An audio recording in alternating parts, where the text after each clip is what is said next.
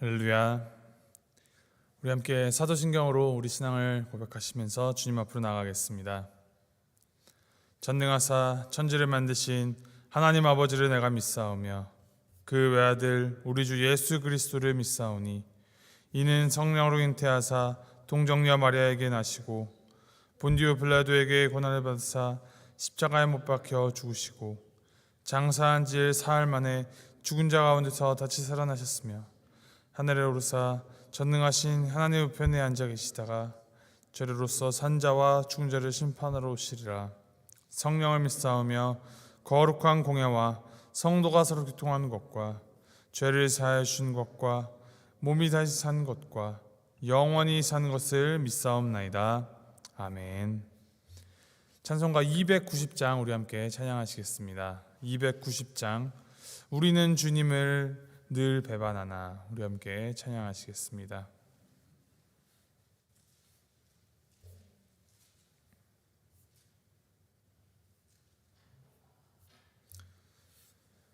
(290장) 함께 찬양하시겠습니다. 우리는 주님을 늘 배반하나 내 주 예수 여전히 날 부르사 그 참되신 사랑을 베푸시나니 내 형제여 주님을 곧 따르라. 주 널 위해 비네 주 널 위해 비네 주 널 위해 비네 항상 비시네. 주께서 풍성한 은혜를 내려 내 영혼이 나날이 복받으니 주 예수를 너희도 구주로 섬겨 곧 따르면 풍성한 복 받겠네. 주 널 위해 비네 주 널 위해 비네 주 널 위해 비네 항상 비시네. 무거운 짐 지고 애타는 인생 주 예수께 돌아와 고치어라. 내 주 예수 너희를 돌보실 때에 참 복락과 안위가 넘치겠네. 주 널 위해 비네 주 널 위해 비네 주 널 위해 비네 항상 비시네. 아멘. 하나님께서 오늘 우리에게 주신 말씀 마태복음 26장 36절에서부터 50절까지 말씀입니다. 마태복음 26장 36절에서 50절까지 말씀 우리 함께 교독하시겠습니다.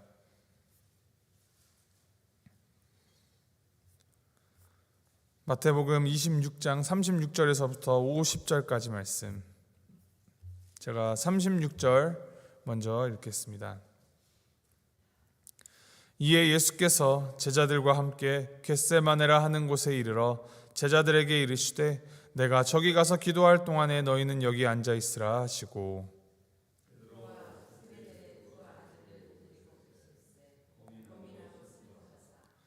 이에 말씀하시되 내 마음이 매우 고민하여 죽게 되었으니 너희는 여기 머물러 나와 함께 깨어 있으라 하시고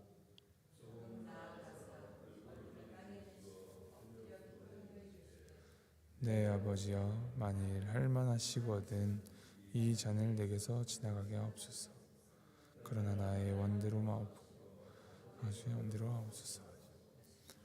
제자들에게 오사 그 자는 것을 보시고 베드로에게 말씀하시되 너희가 나와 함께 1시간도 이렇게 깨어 있을 수 없더냐.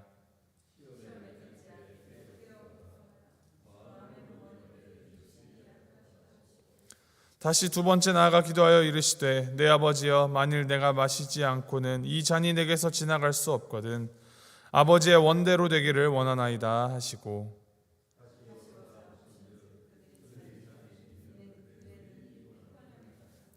또 그들을 두시고 나아가 세 번째 같은 말씀으로 기도하신 후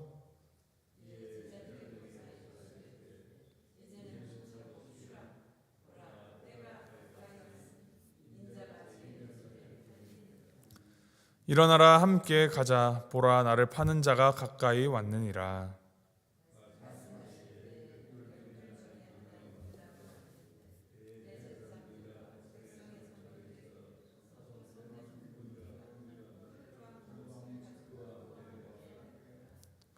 예수를 파는 자가 그들에게 군호를 짜 이르되 내가 입맞추는 자가 그이니 그를 잡으라 한지라.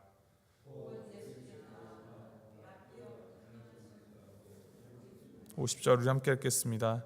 예수께서 이르시되 친구여 내가 무엇을 하려고 왔는지 행하라 하신대 이에 그들이 나와 예수께 손을 대어 잡는지라. 아멘.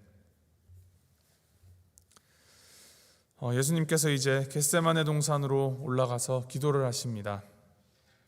이 배경이 되는 겟세마네라는 그 이름의 뜻이 기름 짜는 틀이라는 뜻을 가지고 있습니다. 이 감람나무 열매, 올리브죠. 올리브 기름을 짜는 것, 그것은 이제 두 단계로 크게 나눌 수 있는데 그 열매를 부수는 단계와 부순 열매를 이제 바구니에 넣어서 이제 무거운 무게추를 이용해서 이제 기름을 짜내는 단계입니다. 그래서 그 무게를 이제 무게추에 올리기 위해서 그 기름을 짜내는 기계에는 크고 무거운 돌이 필요했습니다. 단계를 나누어서 기계에 각기 다른 무게의 돌을 올려서 여러 번 기름을 짜냈다고 하는데 처음에는 이제 가장 가벼운 돌을 사용했습니다. 이때 짠 그 첫 기름은 성전에 바치는 거룩한 기름으로 사용했습니다. 그리고 처음 짜고 남은 그 찌꺼기를 더 무거운 무게추를 사용하여서 다시 짜서 나온 그 기름을 가정에서 이제 식용으로 사용을 합니다.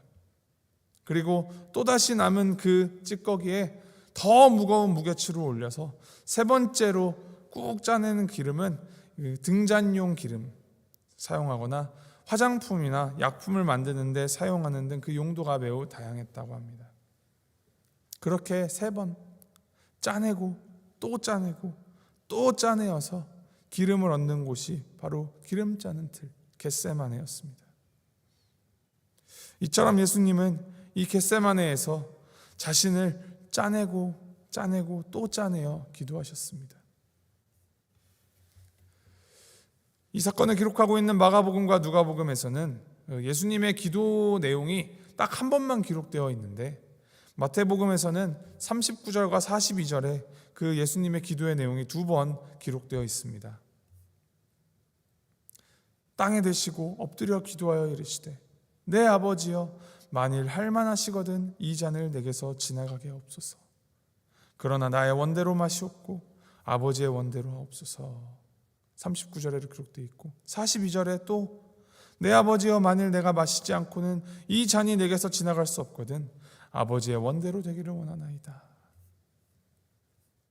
예수님의 이 겟세마네 기도에 나타난 이 잔이라는 단어, 그리고 마시다라는 이 동사는 예수님께서 이 감람산 겟세마네 동산에 오르시기 직전에 제자들과 마지막 유월절 만찬을 나누실 때 그 자신의 십자가 죽음을 내다보면서 제정하였던 성만찬, 마지막 만찬에서 그 포도주 잔과 관련하여 사용된 핵심적인 단어, 같은 단어입니다. 다만 예수님의 그 제자들이 받은 그 포도주 잔은 그들에게 죄 용서를 가져오는 구원의 잔이지만, 지금 예수님께서 이르시는 이 잔은 십자가 죽음의 잔입니다. 즉 예수님이 하나님 아버지로부터 이 십자가 죽음의 잔을 받지 않으시면 온 인류의 구원이 절대적으로 불가능하다라는 것을 보여주는 것입니다. 예수님이 십자가에서 받는 그 죽음의 잔만이 많은 사람들에게, 우리를 포함한 모든 인류에게 죄로부터의 구원을 가져다주는 유일한 길임을 명확히 보여주고 계십니다. 모든 죄를 짊어지고 십자가 형벌을 받아 죽어야 하는 그 무게가 얼마나 무겁고 힘이 들었을까요? 오늘 말씀은 예수님이 기도하실 때 얼굴을 땅에 대고 엎드려 기도하셨다라고 합니다. 그러한 그 자세, 그 모습은 성경에서 정말 간절하게 기도하였다라는 의미입니다. 그리고 예수님이 기도하십니다. 내 아버지여, 만일 할 만하시거든 이 잔을 내게서 지나가게 하옵소서. 여기서 우리가 주목해야 할 점은 인간의 몸으로 오신 예수님이 정말 많이 고통스럽고 힘들어하셨다라는 부분도 물론 있겠지만, 그것보다도 예수님께서 대신 짊어지시고 대신 값을 치르신 이 우리의 죄의 문제가 얼마나 무겁고 심각한 것인지, 이는 반드시 피 흘림으로 해결되어야 하는 무거운 문제임을 명확하게 보여주십니다. 그리고 예수님이 이어서 기도하십니다. 그러나 나의 원대로 마시옵고 아버지의 원대로 하옵소서. 두 번째 기도하실 때에도 같은 기도를 드립니다. 이 잔이 내게서 지나갈 수 없거든 아버지의 원대로 되기를 원하나이다. 결국 이 구원사역, 구속사역을 완성하실 분은 하나님이시며, 예수님은 이 하나님의 구원사역에 철저한 순종으로 이것을 완성하시리라는 그 주님의 뜻, 주님의 길, 주님의 마음을 보이십니다. 이 잔을 지나가게 해달라는, 자신의 이 모든 것을 정말 그 무거운 돌로 지지겨지는 것처럼 모든 것을 짜내어 간절히 기도하는 예수님의 기도에 하나님은 침묵으로 응답하십니다. 이전에 예수님의 기도에는 응답하셨던 하나님이 침묵하십니다. 그런데 이 침묵은 아무것도 없는 진공 상태나 공허함이 아니라 예수님의 이 기도에 대하여, 예수님의 간청에 대하여 No, 아니오라고 답하시며 우리를, 모든 인류를 구원하시고자 하는 하나님의 가장 커다란 응답을 이 침묵의 형태로 주셨음을 우리는 기억해야 합니다. 주님께서 그렇게 치열하게 기도하시는 동안에 제자들은 이 사태의 심각성을 제대로 알지 못하고 잠이 들었다 합니다. 육신의 연약함 때문에, 그리고 무지함 때문에 같이 깨어 기도하라는 주님의 권면에도 그 기도에 100% 동참하지 못했습니다. 지금의 우리들 역시도 이와 같은 연약함을 늘 안고 살아갑니다. 이러한 연약함은 우리가 육신의 굴레에 있는 동안 계속 지속될 것입니다. 우리는 언제든지 넘어질 수 있는 존재들입니다. 그러나 중요한 것은 이러한 우리를 주님께서 용납하여 주셨고, 이러한 우리의 연약함과 모자람까지 덮고도 남을 만큼 주님의 은혜가 크고 놀랍다라는 것입니다. 나의 어떠함으로 주님을 믿는 것이 아니라 주님의 그 크심, 주님의 선하심, 주님의 위대하심에 온전히 기대어 나아갈 때 우리는 참된 회복을 얻고 주님께서 맡기신 그 소명을 다하여 살아갈 수 있는 것입니다. 예수님께서 기도를 마치실 때 즈음에 이제 때가 이르렀습니다. 47절 말씀입니다. 말씀하실 때에 12 중에 하나인 유다가 왔는데 대제사장들과 백성의 장로들에게서 파송된 큰 무리가 칼과 몽치를 가지고 그와 함께 하였더라. 예수님을 잡으려고 가룟 유다를 포함한 큰 무리가 나오는데 칼과 몽치를 가지고 왔다라고 합니다. 폭력을 사용하여서 자신들이 가진 이 힘과 완력으로 억누르고 제압하고 짓눌러서 자신들의 뜻을 이루고자 합니다. 인간에게서 나오는 방법, 인간에게서 나오는 지혜가 이렇습니다. 자신들만의 많은 그 신념과 수많은 탐욕으로 인간은 끊임없이 주변의 그 약자들과 이웃들을 희생제물로 삼아왔고, 자신들과 예수님이 이제 충돌을 하자 예수님을 향하여서도 거침없이 흉기를 빼어들고 까딱하면 죽여버리겠다라는 그 사리를 가지고 예수님을 찾아온 것입니다. 이들을 예수님이 어떻게 받아들이십니까? 자신을 배신하는 그 유다의 입맞춤까지도 순순히 받아들이시고 평온하게 아무것도 하지 않으시고 그들을 맞아주십니다. 왜 왔냐 묻지도 않으시고 일말의 저항도 하지 않으셨습니다. 내가 무엇을 하려고 왔는지 행하라. 이 모습을 볼 때 제가 일전에 보았던 식객이라는 영화의 한 장면이 생각이 나는데, 커다랗고 우람한 황소, 좋기 그 몸무게가 1톤 가까이 될 것이고 장정 5-6명이 달려들어도 쉽게 그 끌고 갈 수 없고 그들을 다 떨쳐낼 수 있는 힘을 가진 그 황소가 자신을 키우던 주인의 결심으로 인하여서 이제 도축장으로 끌려가는 장면이 있었습니다. 주인의 마음도 착잡하죠. 그러나 이 소를 잡은 그 고기가 주인이 반드시 필요했기 때문에 그 소고기로 요리대회에서 결선을 치르기 위하여서 눈물을 머금고 도축장으로 자신이 키우던 소를 몰고 갑니다. 그 도축장 입구에 섰을 때부터 어쩌면 그 소가 자신의 보금자리를 떠나오는 그 순간부터 소는 자신의 운명을 이미 알고 있었을지도 모릅니다. 마음만 먹는다면 그 소는 자기가 가진 힘의 일부만 들여도, 힘을 다 들이지 않고 살짝 몸만 털어내도 주인을 밀쳐내고 주변을 다 박살내고 탈출할 수 있었을 것입니다. 그런데 그 소는 저항 한번 하지 않고 자신을 키워주던 주인의 인도에 따라 그렁그렁한 눈으로 도축장을 향하여 터벅터벅 걸어 들어가는 그러한 장면이 연출되었습니다. 오늘 말씀에 예수님에게서 그러한 모습이 겹쳐 보입니다. 무엇보다도 크고 강하신 분이신 예수님께서 당장이라도 천군 천사를 동원하여서 이 세상을 심판을 내리시든지 벼락을 내리고 지진을 일으켜서 지금 이 상황을 다 무마하실 수 있는 능력이 있으신 예수님께서 묵묵히 인간들에게 자신을 내어주십니다. 사람들이 잡아서 예수님을 죽인 것이 아닙니다. 표면적으로 볼 때는 그렇지요. 그들이 힘으로 예수님을 끌고 가는 것처럼 보입니다. 그러나 예수님께서 스스로를 그들에게 내어주신 것입니다. 왜냐? 그것이 우리 인간의 죄를 향한 하나님의 심판의 잔이며 그것이 우리가 누릴 수 있는 구원의 잔, 축배의 잔이기 때문입니다. 이것이 바로 인간의 그 악한 죄, 그 폭력의 굴레를 끊어내고 참된 평안과 사랑을 그 언약대로 이루어 가시는 하나님의 신실하신 사랑이며 하나님의 엄청나신 십자가 은혜입니다. 2023년 이 고난주간을 보내면서 무엇을 묵상하시고 무엇을 깨닫고 더 알기를 원하십니까? 예수님께서 이만큼이나 크게 아프고 고통당하셨구나. 사람들이 이렇게나 악해서 예수님을 이렇게까지 아프게 하였구나.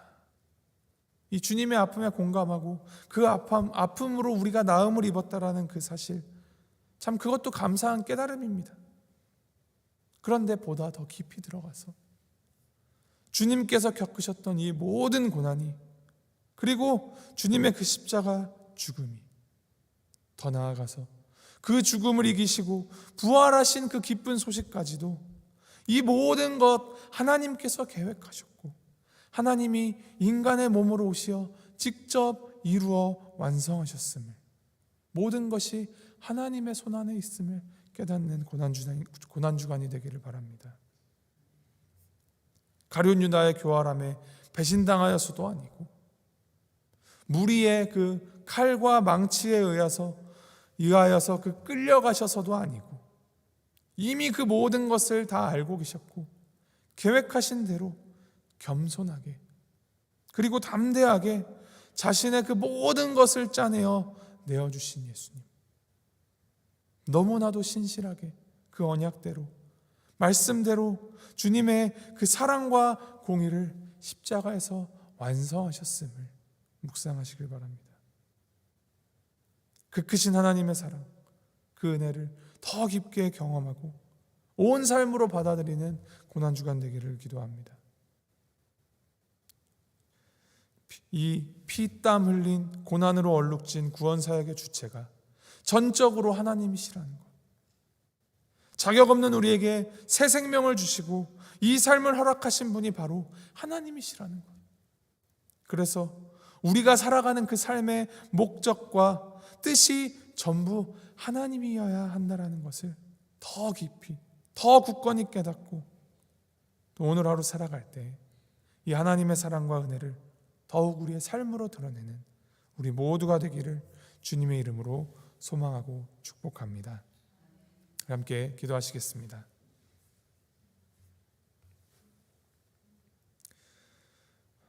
하나님 아버지, 자격 없는 우리를 사랑하여 주시고 그 사랑으로 우리의 연약함과 부족함 또 우리의 죄악을 다 용납하시되 그 안에서 그보다 높고 선하신 주님의 뜻을 이루어 가신 그 신실하고 고결한 그 위대한 사랑과 은혜에 주님 감사드립니다. 우리를 위하여서 모든 것을 짜내어 기도하시고 아버지의 뜻을 따라 순종하신 그 예수님을 통하여 우리가 구원을 얻었음을 알게 하시니 주님 감사드립니다. 모든 것이 주님의 은혜이며 주님께서 이루어 가시며 주님께서 완성하신 그 사랑으로 이 삶을 살아가게 하시니 주님 감사 찬송드립니다. 고난주간을 보내며 우리가 하나님의 크심을 더 알게 하시고 하나님이 누구이신지를 바로 보게 하시며 우리에게 베풀어 주신 그 사랑을 우리의 삶으로 전하며 하나님의 나라를 확장시켜 나가는 우리가 되도록 주님 인도하여 주시옵소서.